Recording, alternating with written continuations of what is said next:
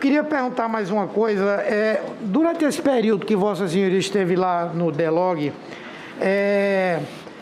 tinha contato com parlamentares, recebia? Não, senhor, nunca tive. Nada de contatos nunca políticos? Nunca assim, tive. Não, né? Eu sei que um cargo em comissão, ele não precisa ter razões para alguém exonerar o outro. Mas sempre tem um motivo, não é? Não gostava ou achava que aquela pessoa podia ser melhor em outra coisa. O senhor sabe por que foi exonerado? Não lhe foi dito, não nem tenho nada? conhecimento.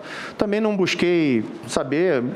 Assim, senador... Teve algum atrito, alguma coisa? Não. Eu sempre trabalhei, desde que eu me coloquei à disposição no ano passado, a integrar esse esforço conjunto no Ministério, isso para mim sempre foi uma coisa muito clara. O senhor sabe por que todo mundo que estava lá no departamento saiu e só o senhor Roberto Dias ficou? Não tenho conhecimento. Eu tenho uma suspeita. Motivação eu não tenho conhecimento. Eu tenho uma suspeita, eu acho que ele ficou por conta do senhor Ricardo Barros. O senhor via muito o senhor Ricardo Barros lá dentro do Ministério? Nunca vi dentro do Ministério. Nunca vi. Nunca teve com ele? Nunca vi. E o Dias falava do Ricardo Barros, que era muito amigo, frequentava a casa dele, esse tipo de conversa nós não tínhamos. Conversavam sobre outras coisas, amenidades. Vossa Senhoria desenvolveu algum trabalho, alguma atividade junto aos hospitais federais do Rio de Janeiro? Não, senhor. Nunca botei os pés em qualquer hospital federal do Rio, quiçá na superintendência do Rio de Janeiro. O senhor conhece o senhor Duvério, que foi superintendente? Coronel Duvério, conheço, sim, senhor. Conhece de onde? Conheci dessa operação no Ministério. Então o senhor teve alguma coisa a ver com o Rio de Janeiro também? Não, passei a conhecê-lo aqui porque ele teve, em alguns momentos, ele esteve em Brasília. Mas o senhor nunca foi em nenhuma diligência, nenhuma atividade? Eu nunca nada? Botei meus pés na Superintendência Estadual do Rio. Então sua relação com ele é praticamente nenhuma, não é? Funcionalmente nenhuma.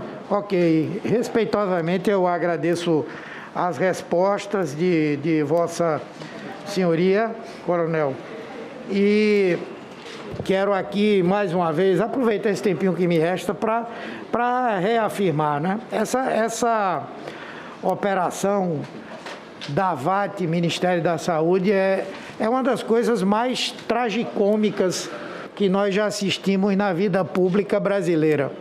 Tragicômicas porque é uma tragédia.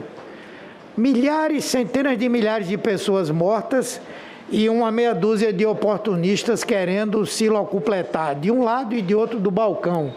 De um lado, um grupo de estelionatários, comandados por um estelionatário mor lá dos Estados Unidos, não é?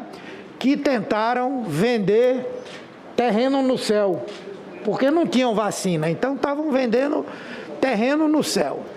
E encontra do outro lado do balcão uma meia dúzia de maus funcionários, de pessoas que nem são funcionárias do Ministério da Saúde, mas que viram também um espaço para se locupletarem. E aí fazem um pedido de uma propina sobre algo que não existia.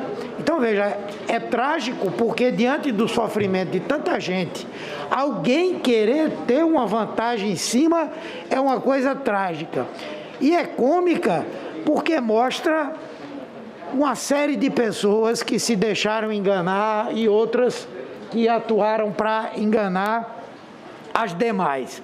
Aí vem aqui a tropa de choque do governo, mas o governo pode ser incompetente, pode ser insensível, pode ser incapaz de enfrentar uma pandemia, mas não houve prejuízo, porque as coisas não se concretizaram. Aí eu repito, elas não se concretizaram porque teve alguém como funcionário Luiz Miranda, elas não se concretizaram porque teve a imprensa que denunciou várias coisas, como o caso da duplicação num aditivo para os preservativos vendidos pela Covaxin, denunciado por uma emissora de TV e depois voltaram atrás.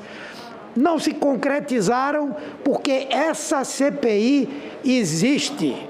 E se essa CPI, eu ando muito por aí, o pessoal diz, será que isso não vai dar em pizza? Não vai dar em nada? Já deu em muita coisa. botou um governo incompetente, preguiçoso, irresponsável, indiferente para correr atrás de vacina. E essas vacinas que estão aí, não é como disseram aí, agradeça a Queiroga e a Bolsonaro, não. Apesar de Queiroga e Bolsonaro, nós estamos conseguindo vacinar a passo de tartaruga a população brasileira. Essa é que é a verdade, senhor relator. E outra coisa, se não houve, como eles estão dizendo, prejuízo financeiro, mas tem prejuízo maior do que isso, presidente? 558.597 vidas perdidas, 558.597 famílias que perderam seus chefes, filhos que perderam pais e mães, mães que perderam filhos. Isso não é prejuízo? Esse é o pior prejuízo que o Brasil poderia ter, que é o prejuízo das vidas humanas, daqueles que constroem o que é esse país, diferentemente desse presidente da República, que só tem uma mensagem de destruição para o Brasil. Um homem que não tem nem a sensibilidade de respeitar um morto. Ontem ele falou, e foi muito bem respondido pelo filho do ex-prefeito de São Paulo, Bruno Covas, quando ele disse: aquele que morreu fechou São Paulo e foi para um jogo de futebol.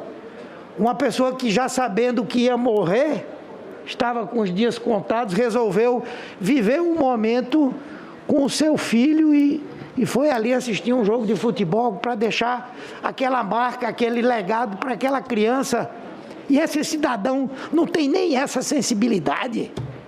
E olhe que muita gente quer tratá-lo como um inimputável.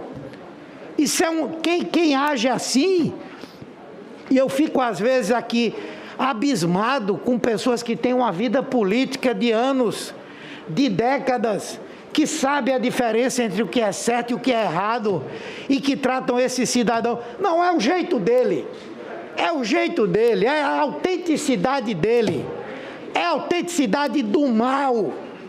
Do mal. Ainda bem que existe essa CPI, porque se dependesse da maldade daquele cidadão que está no Palácio do Planalto, esse número aí talvez fosse até muito maior. Então, esses depoimentos aqui na CPI agregam pouca coisa.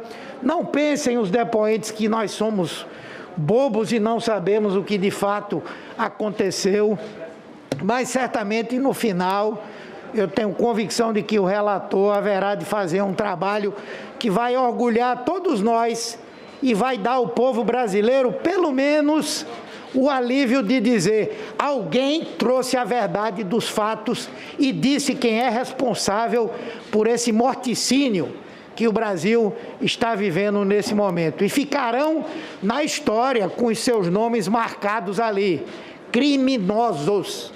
Criminosos. Muito obrigado, senhor presidente.